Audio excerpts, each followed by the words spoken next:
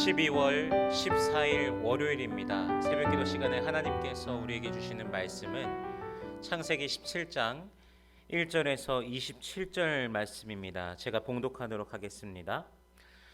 아브람이 99세 때 여호와께서 아브람에게 나타나서 그에게 이르시되 나는 전능한 하나님이라. 너는 내 앞에서 행하여 완전하라. 내가 내 언약을 나와 너 사이에 두어 너를 크게 번성하게 하리라 하시니, 아브람이 엎드렸더니 하나님이 또 그에게 말씀하여 이르시되 보라, 내 언약이 너와 함께 있으니 너는 여러 민족의 아버지가 될지라. 이제 후로는 내 이름을 아브람이라 하지 아니하고 아브라함이라 하리니 이는 내가 너를 여러 민족의 아버지가 되게 함이니라. 내가 너를 심히 번성하게 하리니 내가 내게서 민족들이 나게 하며 왕들이 내게로부터 나오리라. 내가 내 언약을 나와 너 및 내 대대 후손 사이에 세워서 영원한 언약을 삼고 너와 내 후손의 하나님이 되리라. 내가 너와 내 후손에게 내가 거류하는 이 땅 곧 가나안 온 땅을 주어 영원한 기업이 되게 하고 나는 그들의 하나님이 되리라. 하나님이 또 아브라함에게 이르시되 그런즉 너는 내 언약을 지키고 내 후손도 대대로 지키라. 너희 중 남자는 다 할례를 받으라. 이것이 나와 너희와 너희 후손 사이에 지킬 내 언약이니라. 너희는 포피를 베어라. 이것이 나와 너희 사이의 언약의 표징이니라.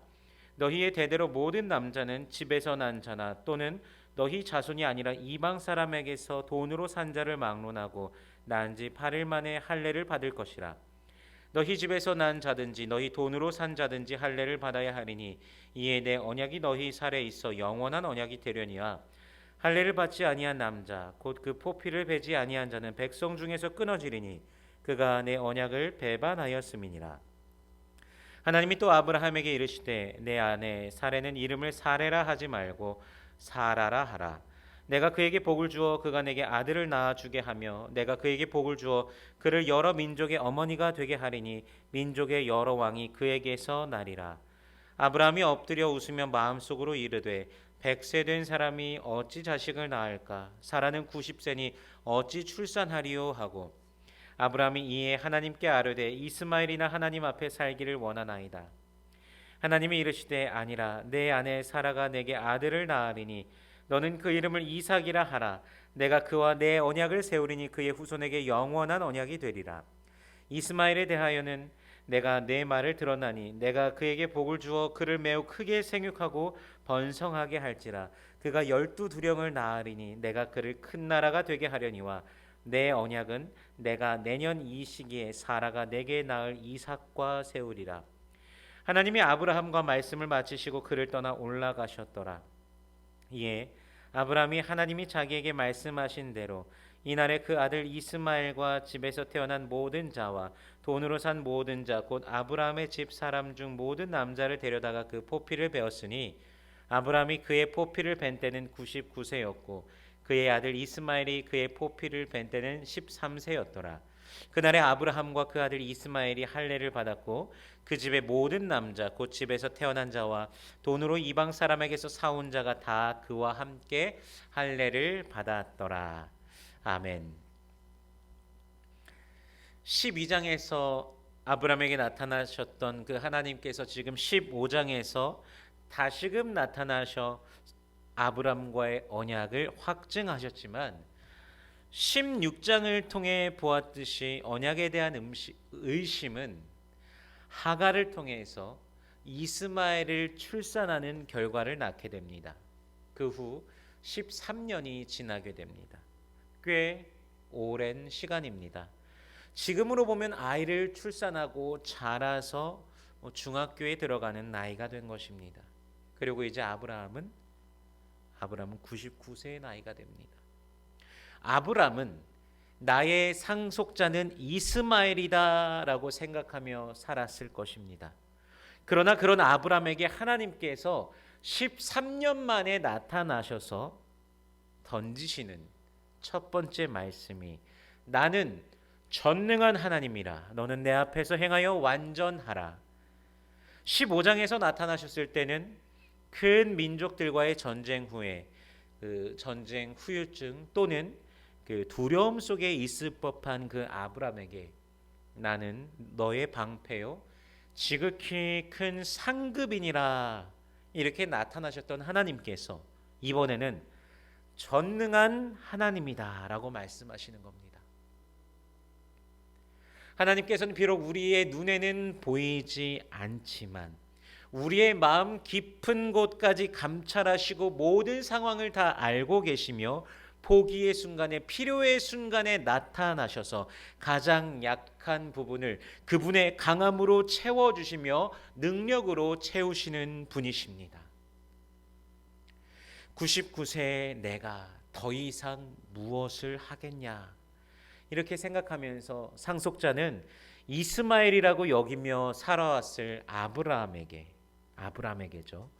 전능하신 하나님께서 지금 나타나셔서 그분의 전능하심을 이제 더욱 선명하게 나타내시려고 하시는 것입니다. 여호와께서 아브라함에게 요구하시는 것은 단 하나, 행하여 완전하라입니다. 전능하신 하나님을 아브라함의 삶 속으로 온전히 모시기 위해서는 그분을 의심하거나 나아가 불신하는 것이 아닌 온전히 믿고 온전히 따라야 하는 것입니다. 행하나는 히브리어 할라크, 걷다입니다. 걷다. 피조물인 인간에게 하나님의 시선과 하나님의 뜻에 맞추어 그분의 온전하심을 따라 함께 걸을 것을 요구하고 계시는 겁니다. 그럼 왜 그러한 요구를 하실까요? 오늘 본문에 보면 언약이라는 단어가 무려 13번이나 나옵니다.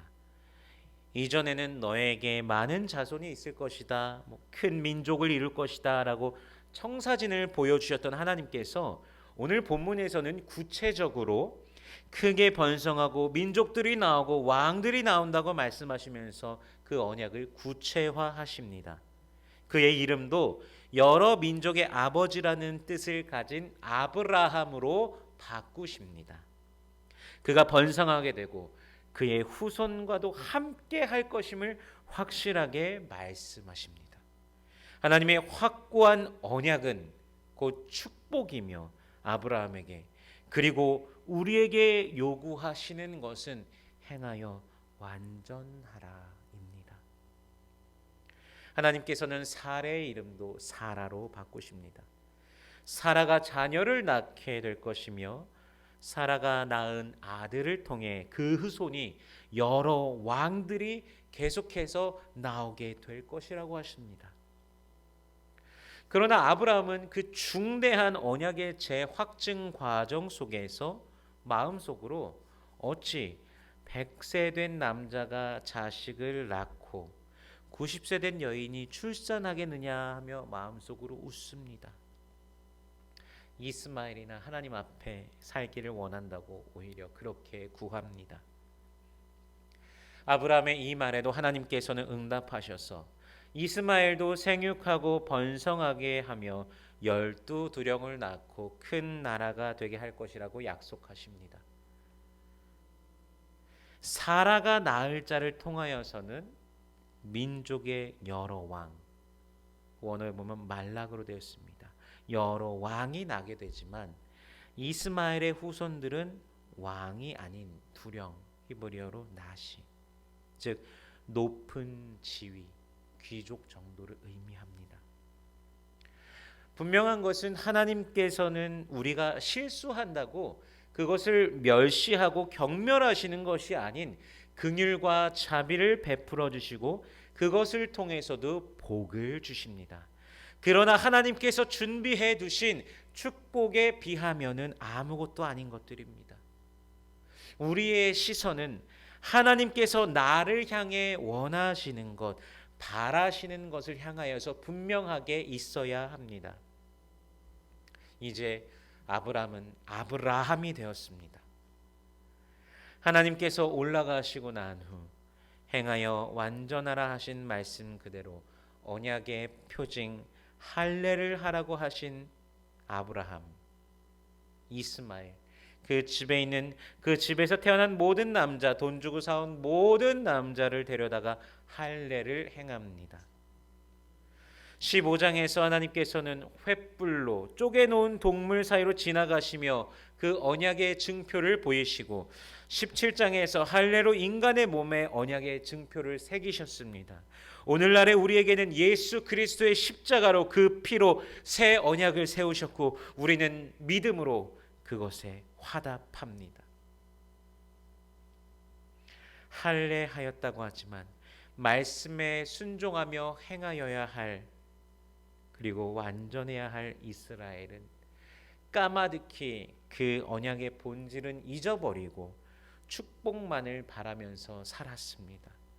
주님께서 피로 세우신 언약, 그것에 우리는 날마다 믿음으로 화답하며 주께서 우리에게 허락하신 영생의 축복 그리고 현세에서의 축복을 매일매일 누리시기를 주님의 이름으로 축원합니다.